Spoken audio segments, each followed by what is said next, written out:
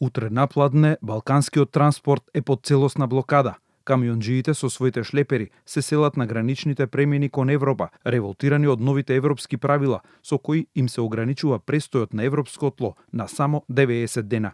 Протестот ќе започне во исто време во Македонија, Србија, Црна Гора и Босна и Херцеговина, на сите излезни граници кон некоја европска земја со цел да се укаже на проблемот со воведувањето на ЕЕС системот, со кој електронски се следи и ограничува бројот на денови за престој во Европската Унија.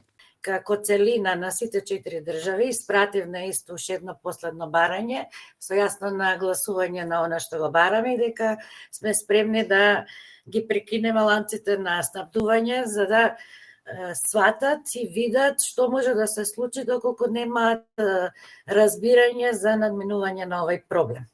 Така да на 26 точно од 12 сатот ќе се затворат сите граници за товарен сообраќај за излез од државата, додека вечерта во 24:00 ќе се затворат и терминалите за влез во државата. Соработката и поддршката од владата за овој проблем според Муратовска е максимален. Од владата за Канал 5 велат дека се во постојана комуникација со европските представници со цел да се укаже на проблемите на транспортерите кои се сериозна закана и за економијата.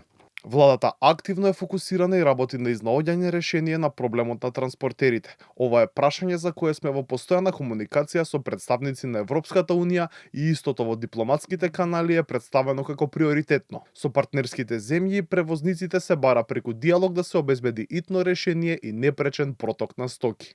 Македонија, како и другите земји кои се приклучуваат на протестот, се континентални држави, кои единствено преку камионскиот превоз имаат извоз и увоз на стоки, особено што кај нас нема ниту железница, а земјите каде ова правило ќе важи е се поголем. Во 2009 година, кога се потпиша билатералната спогодба за визна либерализација, имаше 5-6 држави кои што беа во Шенген зоната.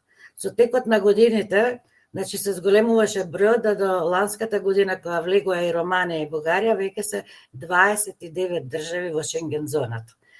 Затоа што тука се и Норвешка и Швајцарија, иако не се членки на Европската Унија, што значи дека она што порано го решаваме во 5 држави, во 10 држави, веќе се пренеси на цела територија на Европска Унија.